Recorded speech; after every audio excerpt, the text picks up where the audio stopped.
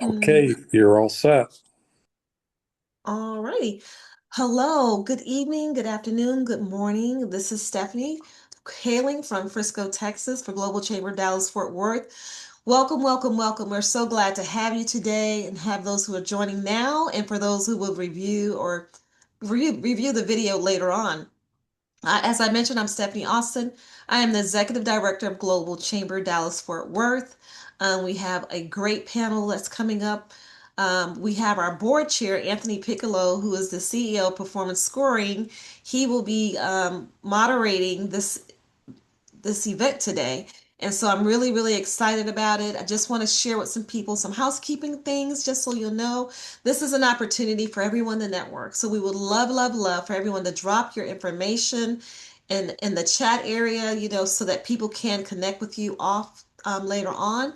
And I would just challenge everyone to meet one new person that you don't know today and schedule some time to meet with them to get to know who they are. I have found that to be very valuable, that I've been more intentional of meeting people. We can't meet everyone, but just meeting one person so they'll know who you are and vice versa. In addition to that, if you have any questions, drop it in the chat. There'll be an opportunity as well to talk about, to ask questions at the end. And at the end, we'll also talk about how to join Global Chamber for those who are not members of Global Chamber. So I am going to share my screen here. Excited about that screen too. Okay, and let me know that if you guys have it. I think, yep, you have it. I can see it now myself. So let's get started. Let's kick this off. All right. So Global Chambers is in over 605 metros, meaning that we're all across the United States. And so we have 605 chapters. And with that, we also we're in 195 countries. That is a huge, huge testament to the organization and to the reach that we have and to the people that we can connect with across the globe. In addition to that, we do export and importing. We're intentional about our introductions and about meeting people and connecting people. That's what we do. We have trusted connections. The trusted connections not only start at the head, which is our CEO, Doug Brunke, but it also starts at the chapter level with your executive director, your board, your members. And so even in our meetings that we're having here today, that's why I said be intentional about meeting one person. One of the most wonderful things that Global Chamber has done, they've done many, but this one's a great one. Globee is our new AI. It's simplifying our growth, but it also helps us with our connection. So being part of Global Chamber, we have the Globee, which you see Globee right there. And we go beyond borders, as I mentioned. We go across the pond. The pond comes across us. We're doing a lot of international business. So it's great to be a part of. It's a great family, great global tribe um, to be a part of Global Chamber. As I mentioned to you, we do warm intros. We have different events. This is one of the events. We have over 800 events each year. And one person may say, oh my gosh, how do we attend all of those? Well, you can't attend all, but they are recorded and they're on YouTube. And the majority of them, I would say over 95% of them are virtual and the others are in person. As a matter of fact, Global Chamber Dallas Fort Worth has an upcoming event. I'll tell you about that on March 7th. And so we do have some local events that happen in different chapters. And then if you happen to be in those cities when those events are going on, as a Global Chamber member, you're able to pop in and be a part of those Global Chamber events in person. We have soft landings in regards to just introducing people to one another as those soft intros, as I mentioned to you. Who do we help? We help everyone. But specifically, we have exporters, service providers, investors, and ecosystems. It's just to access one another. One thing I can share with you that I just had someone ask me to connect them with someone who's an investor and they happen to be a member of Global Chamber. And they were looking for a specific investor in real estate. And the only way I was able to get to meet that person, it was that I was at one of these meetings like this.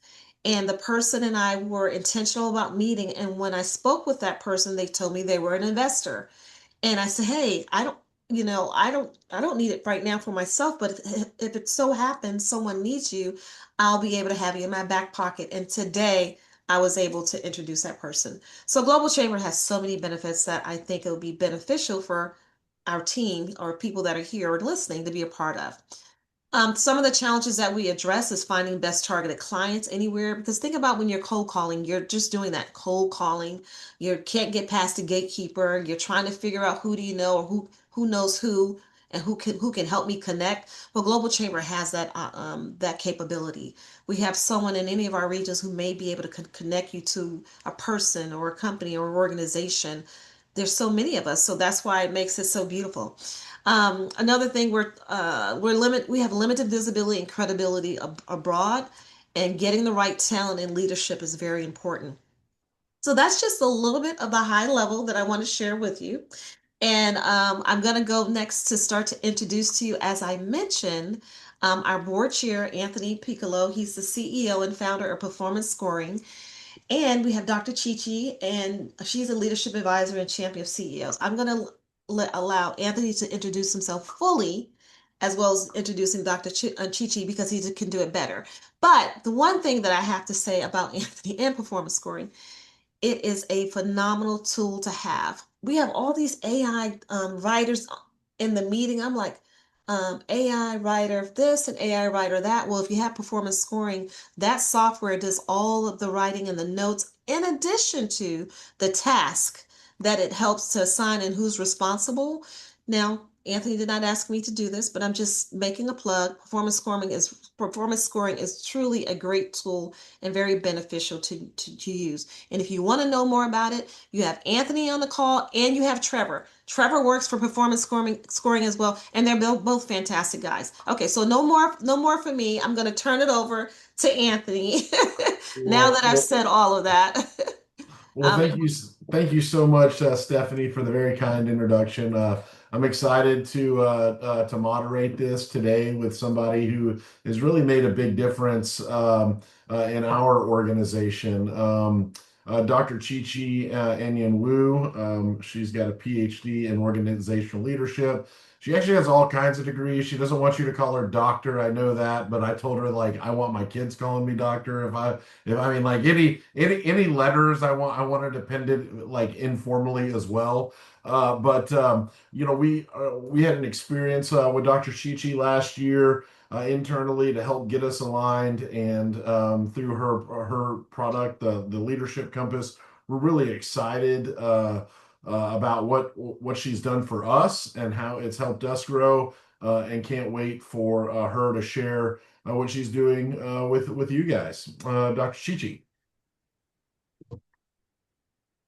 Oh, you're muted, and I need to share a presentation. So and you unmute, and I will share a Thank you, presentation. Anthony. That was quite a glowing introduction there. Yeah, thanks. Okay, Uh, I want to say good evening and good morning. I know we're at different places. And thank you for the opportunity to talk to you, to Global Chamber, for bringing together leaders who are shaping business across borders and time zones and industries. So, when you operate globally, complexity isn't occasional, it's a constant. Markets shift, expectations rise, teams span cultures and time zone. And yet, your leadership development hasn't always evolved with that. We're doing the same thing that we've been doing for years. Today, we're talking about expanding how we lead in a fast changing world. The truth is, leadership isn't harder today than it's been. And if it feels harder, it's not because our leaders are weaker. It's harder because the environment is changing faster than we can keep up with. To that end, I'd like to tell you a quick story. A senior leader I work with recently told me something I hear from all over the world. He said, I'm not confused about what to do. I'm exhausted from how many things I have to hold at once. He said he's running a successful division. His performance is strong. His team respect him, but he felt like he was constantly switching gear. He's constantly switching from strategy to crisis, coaching to conflict, global coordination to local agencies. Those of you that work globally know the level of switch that is. And he said something that really stuck with me. He said, I feel like I'm leading well, but it's costing me more than it used to. The unfortunate thing is that his experience is not unique. Research says 70% of leaders report significantly increased stress since 2020. 56% say their role is more complex than ever before. And nearly 60% feel they are operating at a near burnout level, if not at burnout level. So if your leadership feels a little heavier, it may not be you. It may just be the conditions we find ourselves today. Today is not about adding another tool to you. It's about restoring orientation, restoring how you stay clear, aligned, and centered when under pressure. So before we dive into it, it's not just going to be me talking. You have a role to play.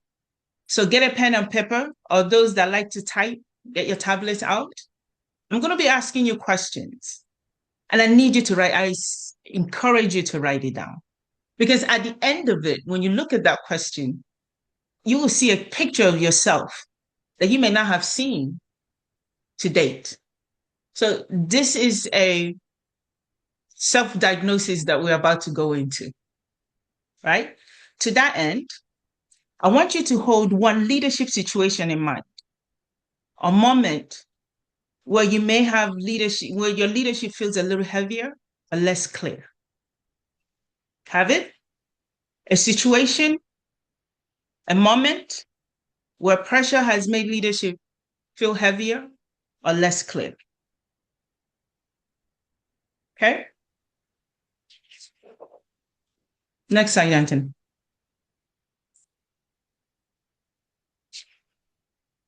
So you may be wondering, why do leadership feel more demanding now? And when I say it's demanding, it's not just for new leaders. Experienced leaders are feeling that it's demanding as well. Let's look at what might be causing that. Constant change, information overload, distributed and cross-cultural teams. You don't have to worry about what you're feeling, but you have to worry about how feeling is handled across the pond. Competing priorities, pressure to move faster and get it right.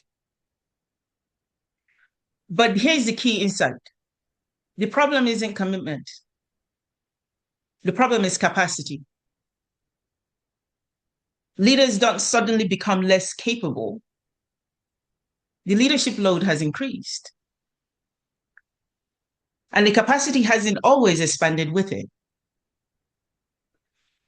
Let's go back to data again. Leaders today make 3 to 5 times more decisions per day than they did a decade ago. That was just 10 years. 69% of managers are uncomfortable leading hybrid teams. Since COVID, everybody is now dealing with some level of hybrid. Only 14% of organizations believe they have leaders ready for future challenges. Only 14%. And we already know how fast change is today. So that gap between demand and capacity creates friction.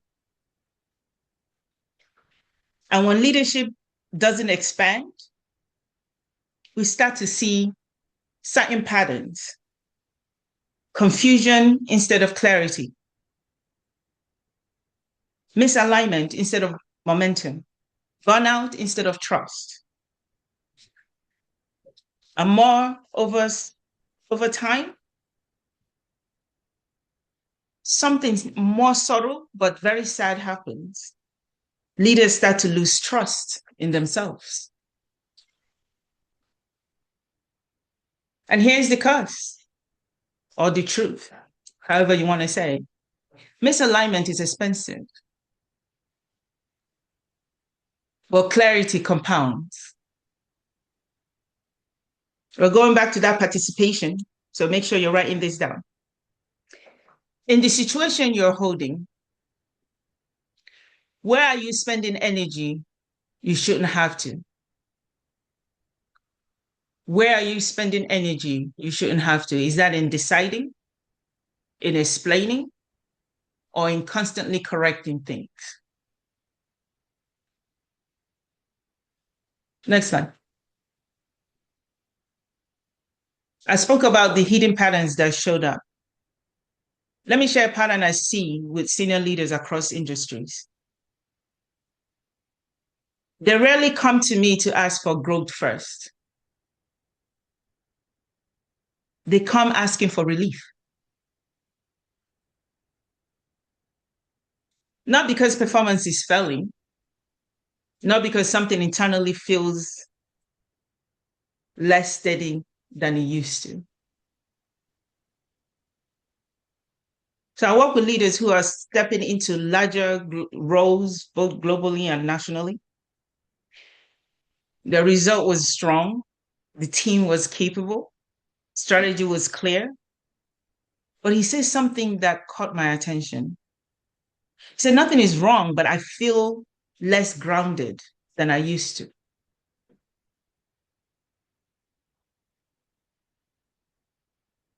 The decision takes more energy, and I'm reacting more than I want to. And I'm sure many people here can attest to that reaction. You don't have time to respond. You're constantly reacting. What he needed wasn't more strategy, which is what a lot of leadership programs give you. What he needed was stabilization. And that is the hidden pattern. Most leadership often promise better decision, better communication, and better results. Very few promise and deliver on this one thing, that you will feel like yourself again while leading. That's what being centered means. Senior leaders don't pay first for growth. They pay first for stabilization. Because before performance can scale, leaders must regain clarity, alignment with their values, a centered internal posture under pressure. These are what people call soft skills, but there's nothing soft about them. They are the pre-performance condition, what you need to have before you get started. Research shows that leaders operating under sustained overload experience lower decision quality, higher emotional reactivity, and reduce cognitive flexibility. Let's hold there for a minute. You do less. You need to do more. Your brain can't handle it, but you have to. So instability isn't just uncomfortable. It becomes very expensive. When stability is present, everything moves. When it's missing, nothing scales cleanly. People push it, but it doesn't scale cleanly. Which leads to a simple but often overlooked truth. Stabilization comes before expansion. So going back to that participation and your note that you're taking to paint the picture of yourself right now, where might stabilization, not acceleration, be the move that actually restores momentum for you right now? Where might stabilization, not acceleration, be the move that actually restores momentum for you right now?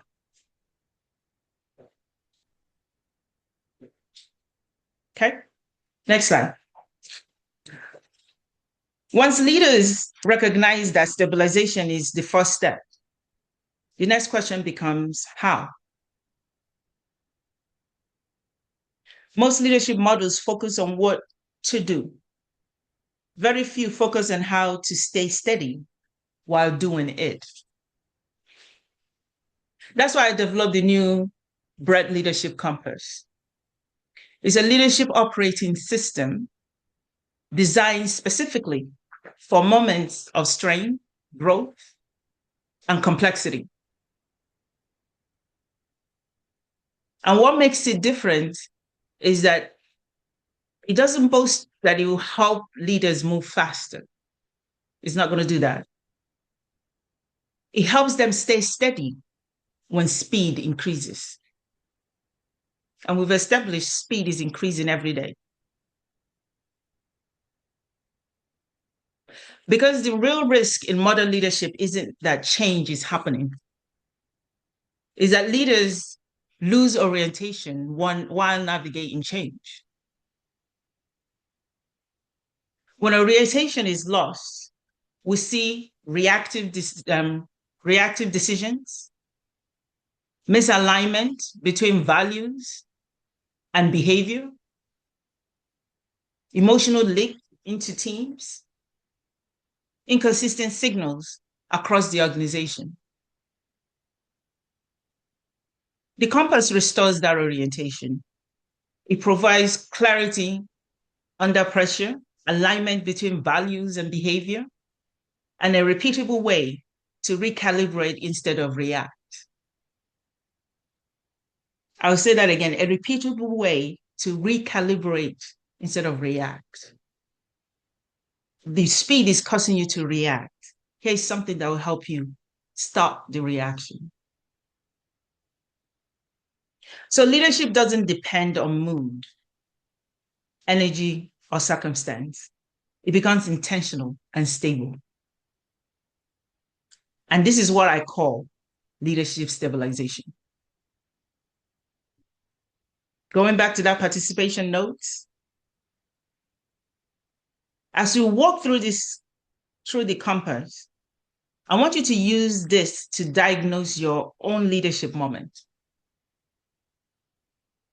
So doing self-diagnosis. This is not theoretical. We're talking about practicality. So answer the question honestly. Don't overthink it. Answer and follow through, because we're going to go through all the pillars and you'll see what I mean.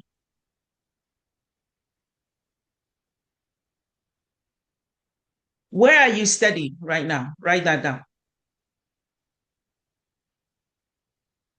And where might you need recalibration? Don't overthink it. Just write what comes to mind. Next slide. So now that we've talked about stabilization, I want you to see the full structure that makes it possible. Because stability is a mindset. It isn't a mindset, it's an architecture. We have so many mindsets out there. This is an architecture that builds the foundation of leadership. The New Bread Leadership Compass is built on 5 reinforcing pillars that work together to create leadership clarity under pressure. And the sequence matters. It begins internally with know your core.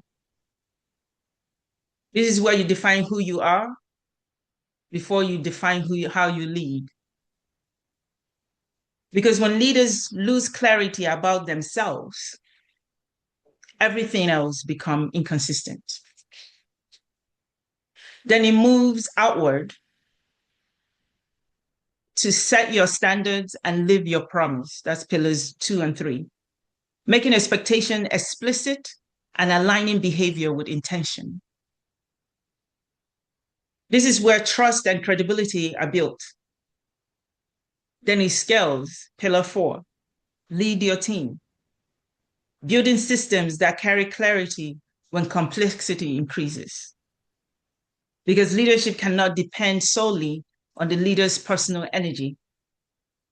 And finally, it anchors in pillar 5, refine your compass, reflecting and recalibrating as context evolves. Because relevance requires adjustments over time. These 5 pillars operate across 3 phases. One is stabilize, which is pillars 1, 2, and 3. This is where leaders regain internal clarity, alignment, and capacity. Phase 2 is scale, pillar 4. This is where leadership expands beyond the individual into team systems. Phase 3, anchor, pillar 5. This is where leadership evolves intentionally instead of drifting. And it's important to say that what this is not. The compass is not a personality model. It is not situational theory. It is not motivational. It is architectural. It ensures leadership does not expand faster than its internal stability can support. Because when expansion outpaces stability, friction, burnout, and inconsistency follow. Going back to your notes, as you look at these 5 pillars, which one feels most stable for you right now? Know your core, set your standards, live your promise, lead your team, refine your compass. Which one feels stable? Which one feels under strain?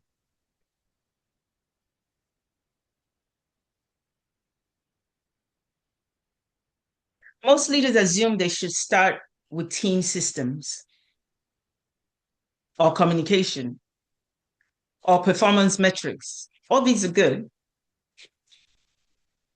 But leadership does not stabilize from the outside in.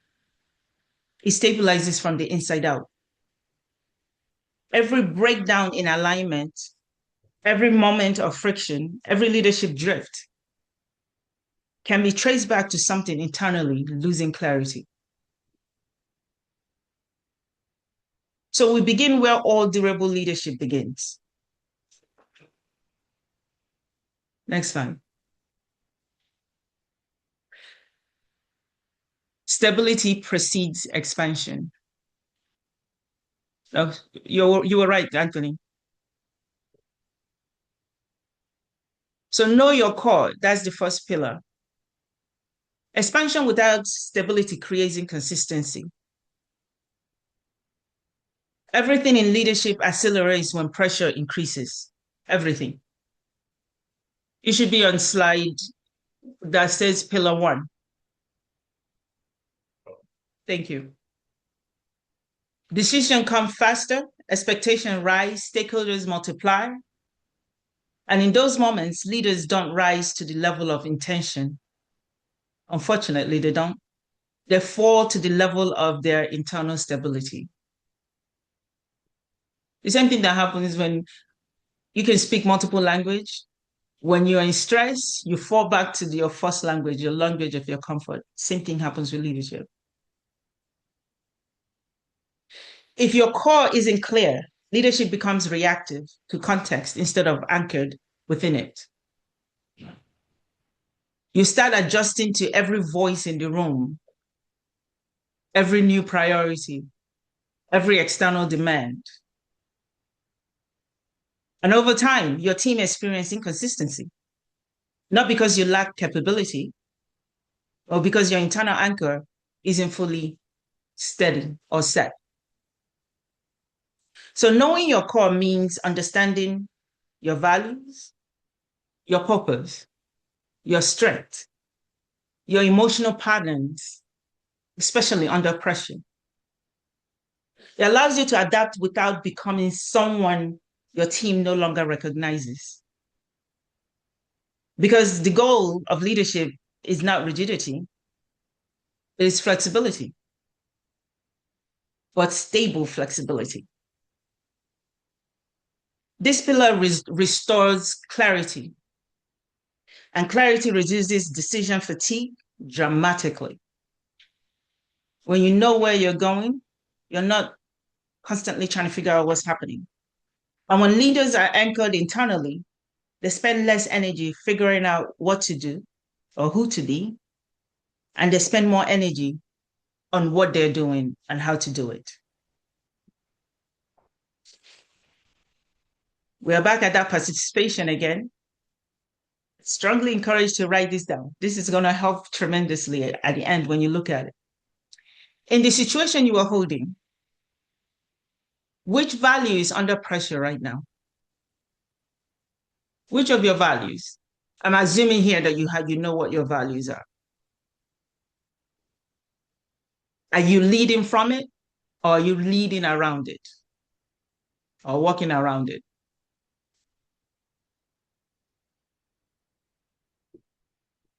Next slide, Anthony. So with pillar 2, which is set your standards, the truth of it is what isn't explicit is often misinterpreted. Once leaders regain internal clarity, the next risk appears. And what is that risk? Assumption.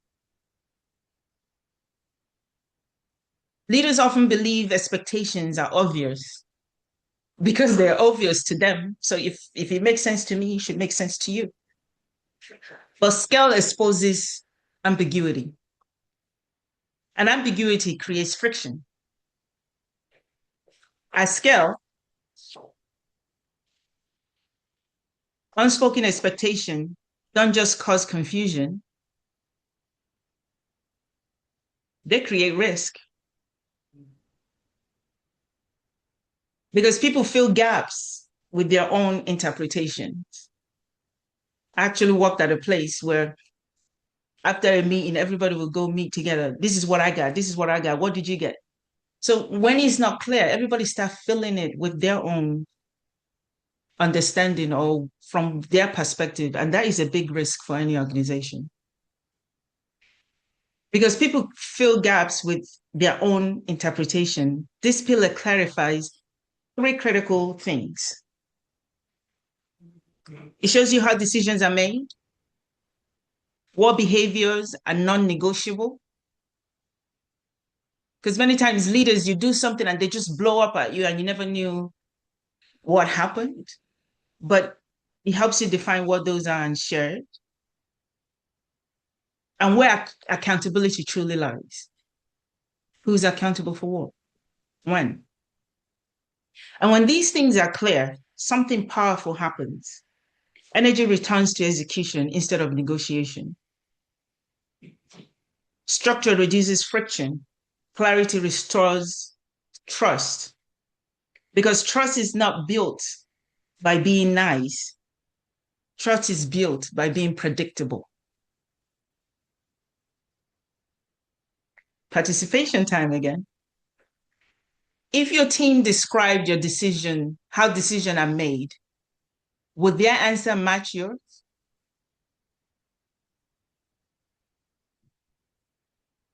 If your team describes how decisions are made, will their answer match yours? Next slide, Anthony. Thank you. Live your promise. Trust is built in what you repeat, not what you announce.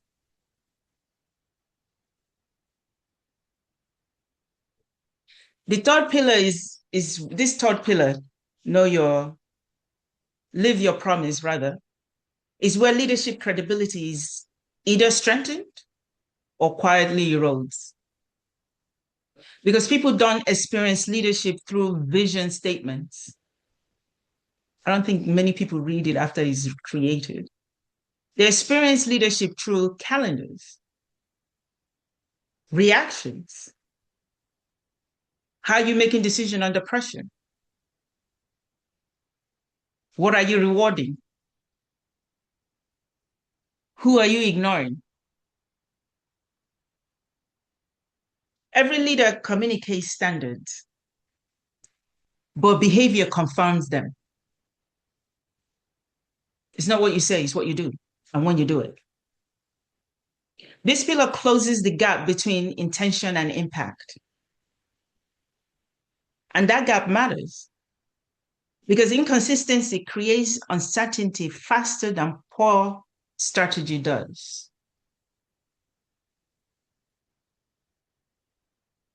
When leaders behave inconsistently with their stated values and standards, teams feel it.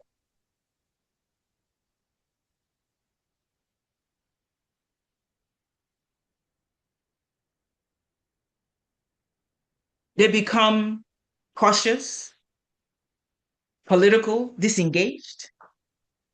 But when they are consistent, it creates psychological safety. Consistency builds trust faster than strategy because trust reduces friction everywhere. This is why it's easier to work with people that you trust. Time for you to write again. Look back at last week. What did your behavior reward? And what did it quietly discourage? What did your behavior reward? And what did it quietly discourage?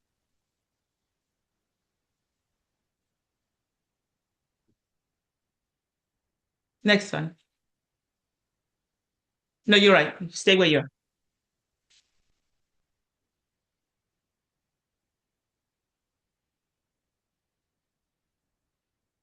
So, once leaders stabilize internally, once values, standards, and behavior align, something shifts.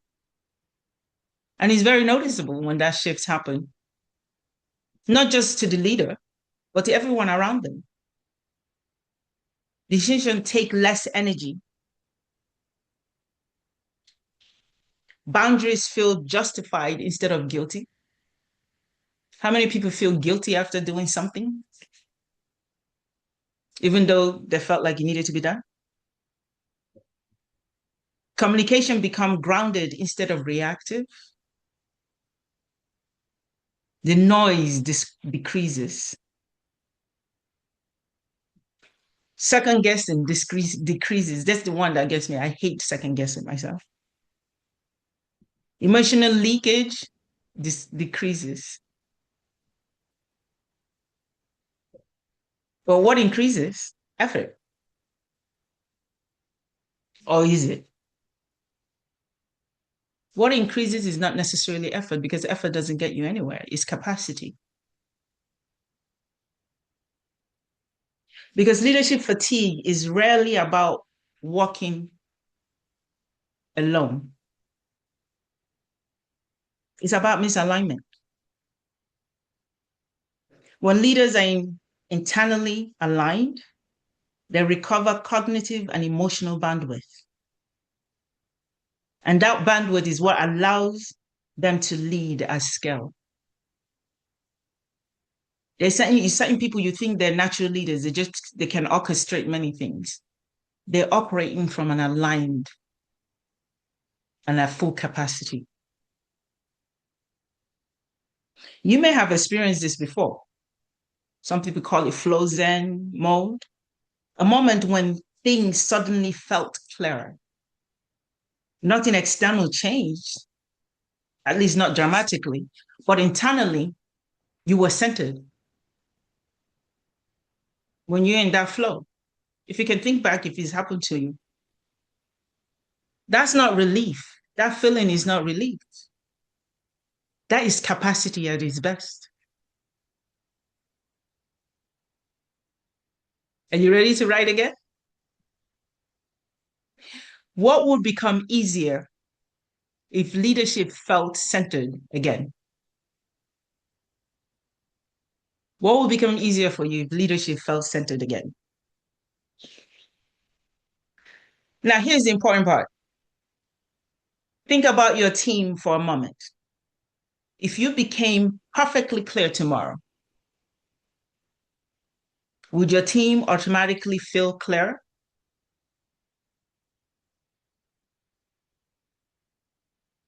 Usually not, because clarity that lives only inside the leader does not scale. Clarity must be designed into how teams operate. Which brings us to pillar 4, lead your team. Speed without systems create burnout. That's the fastest way to create burnout. One of the biggest myths in leadership is that teams struggle because people aren't capable enough. Myth. In reality, most teams struggle because systems aren't clear enough. Fast change doesn't break teams. Unclear systems do. Because as complexity increases, leadership must move from personal clarity to shared clarity. That shift is what Pillar 4 is about. It focuses on decision-making clarity, communication rhythms, psychological safety, inclusion across perspectives. Again, these are not soft topics. We tend to call these things soft skills. They're not. They are infrastructure. Systems carry leadership when speed increases. Without them, the leader becomes the bottleneck. With them, leadership scales without exhausting the leader. How wonderful would that be? And this is where many high performers burn out because everybody's calling on them. They're the one they know how to do. How you do this? Anthony knows. How you do this? Trevor will get you. You're creating a burnout. You're making one person your system. And the burnout is not from responsibility. It's truly from them being the system. Participation time again. If someone joined your team tomorrow, how would they learn how decisions are made? One, how decisions are made. Two, how conflicts are handled. Three, how voices are included. So if you have a new member join tomorrow, how would they learn how decisions are made, how conflict is handled, and how voices are included?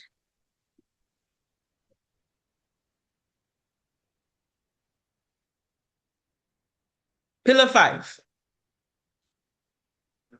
refine your compass.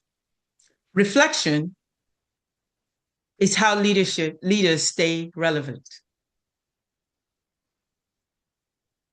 We all want to stay relevant. Reflect. The final pillar addresses something most leaders know they should do, but rarely save time or save the time to do it. Reflection. In a fast-changing world, reflection isn't luxury, it's a requirement. Because the environment keeps evolving, and leadership must evolve with it. The leaders who remain effective over time are not the ones who avoid mistakes. They're the ones who recalibrate faster.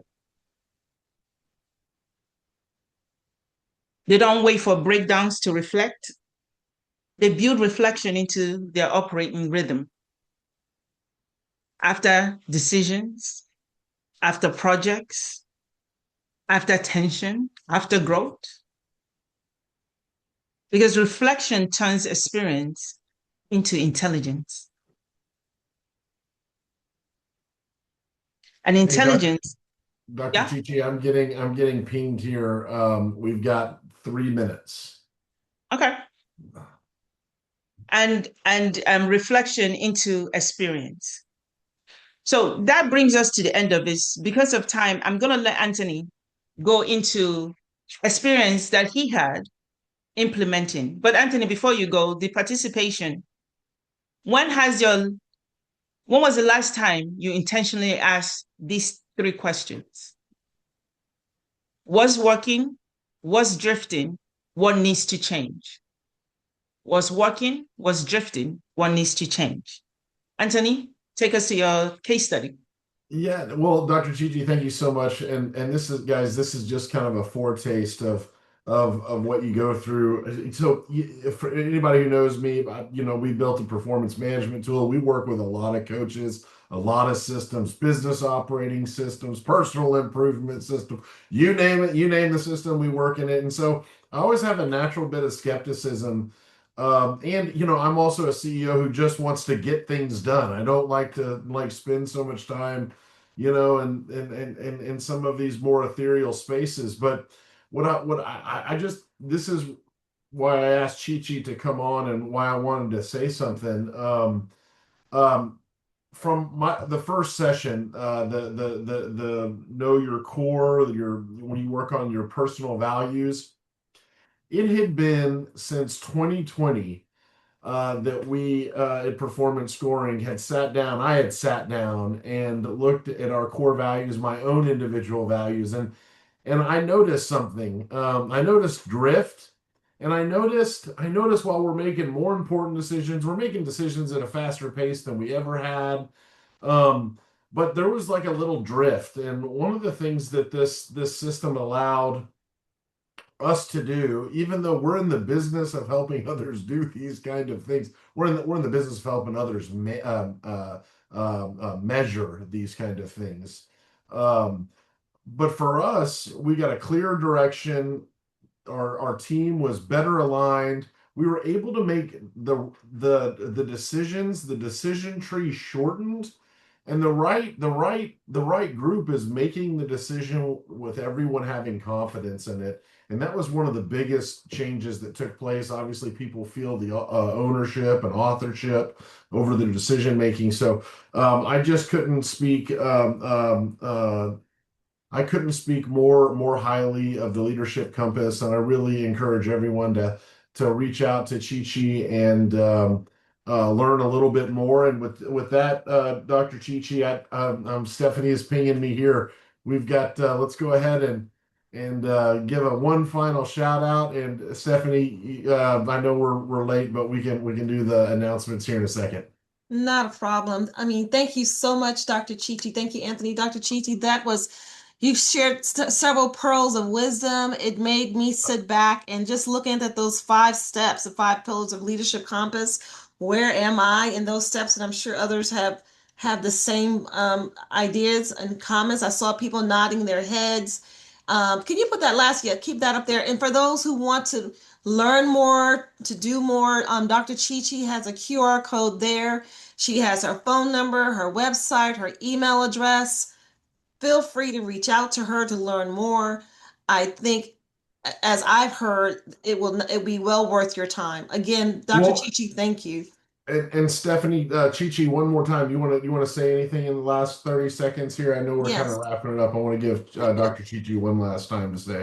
Yeah, it's absolutely. just the question. I mean, Anthony shared his expansion point, the point of realization for him.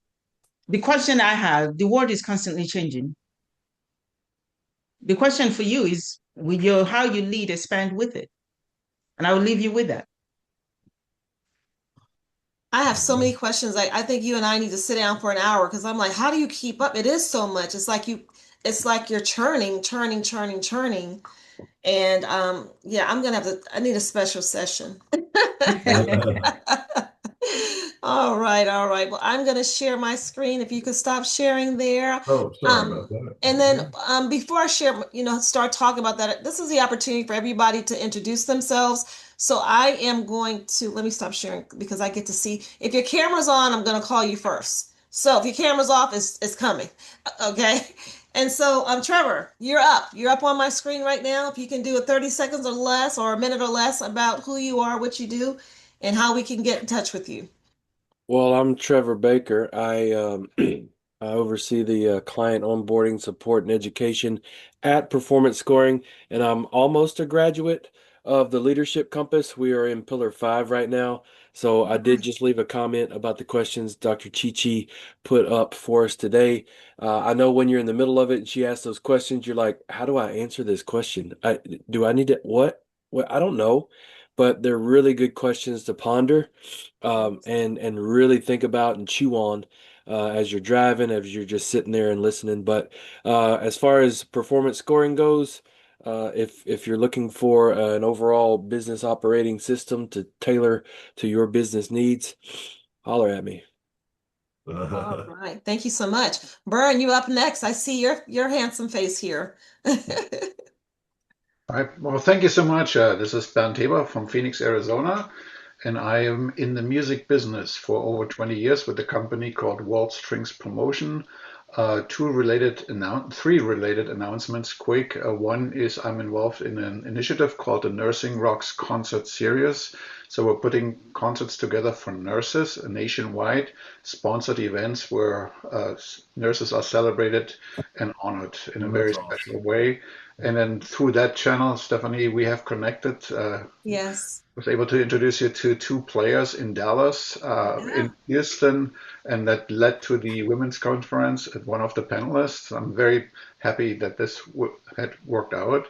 Worked And out great. yeah, thank you. And then the other part is the Global Chamber. When I joined the Global Chamber in December, I realized that there's no music industry group in the Global Chamber, believe it or not. So I raised my hand saying I would love to initiate and inaugurate this group. And I believe this week, if all works out, there will be a big announcement coming out. So if you're interested in any music business around the globe or just Arizona, just let me know. Oh, that's Wonderful. awesome. Thank you. Thank you. You have one his referral. She's going to be on our panel, Lisa Ridley. So she's going to be on our panel, and then I'm definitely going to talk to her about being part of Global Chamber Dallas Fort Worth. Wonderful, wonderful. Thank you. Ruby, you're up next. Everybody else have their cameras off, so I'm just going to start calling random people. I'm going to leave a last minute or two for Doug, our CEO, to speak. So Ruby, you're up 30 seconds or less. You're on mute if you're saying anything. Oh, All Ruby right. is driving. Oh, no She is problem. not. Okay, Eduardo, did you want to say something? You don't have to say anything if you guys don't want to. I just want to make sure I give the floor. Hi everyone. I'm driving also. Eduardo Okay. Gonzalez from Phoenix. I'm the executive director for Global Chamber for Mexico and the US. Also have my own consultancy, 258 Consultant. We help companies on both sides of the Mexico-US border with their business development and manufacturing needs. Great presentation. Really enjoyed it. We'll look into it furthermore. And Yes. thank you for the time. Thank you. Thank you so much. So we're going to go ahead and run through this real quick so I can get Doug to chime in. We mentioned earlier about how many metros that we're in. Just knowing that we have over 20,000 members and collaborators, this is just a wonderful organization to be a part of and be able to meet people and to connect, grow your business, decide who your ideal clients are. And we have those resources here. It's just about us making the time and being intentional. In order to be a member, we have a scan here link here where you can scan to join. I ask that you, if you're interested, please enter in the nearest metros, your Dallas Fort Worth. If you want to become a sponsor or a partner, you can go there and that website shares all that great information for you. As I mentioned earlier, business connections, access to over 700 plus events. And I mentioned to you guys about the global sponsorships. There's different levels for that. And this is just more opportunities and more simply, being global and unstoppable. That is our theme. That's what we want to do. As I mentioned to you all, we have our upcoming event March 7th. It's our women's conference here in Dallas. I'm so excited. This is the first one in a while. Resilience as a global strategy. Yeah. We have some great panelists. It's going to be here. Dr. Chi Chi, I'll definitely get that to you all. We're not streaming it as of yet. I'm working with Hammond. He does streaming and he might partner with me in streaming it so that we can have it virtually. So I'm excited about that. There's a QR code so that you can register for the event. So without further ado, I am going to turn it over to our fearless leader, Doug Brunke. Where are you? There you go. Hey, thanks for a great conversation, or at least some great information today. The world is very dynamic right now, as the world of trade is very exciting and different and changing every moment. And so it's never been more important to be connected to the world, number one, because of that dynamism. And then the opportunity is everywhere. And so, like with Eduardo Gonzalez, understanding Mexico, there's a great example where in Mexico there's some real challenges right now with the geopolitics and also crime. But on the other hand, there's an amazing opportunity or an amazing opportunity. So thank you, Eduardo, for your leadership. Stephanie, thank you for your leadership and the renovation of this chapter and moving things forward. And I'm really looking forward to hopefully watching a recording of the March 7th women's event. And it's a great kickoff on International Women's Day and recognizing International Women's Day. Thank you, Stephanie. Thank you. Thank you, everyone. Please, as I said, look into the chat. You can save the chat and you download it and connect to people. Meet one person that you don't know here and schedule some time. It's going to be life changing. I'm here to tell you. Bern and he's a music person. I'm connected there, just meeting with him, spending time. So, and I got wonderful connections just from that. And that was not even the intention. So don't fall short. Meet someone. Thank you guys for everything. Bye bye. Thank you. Appreciate it. You're welcome. Thank you.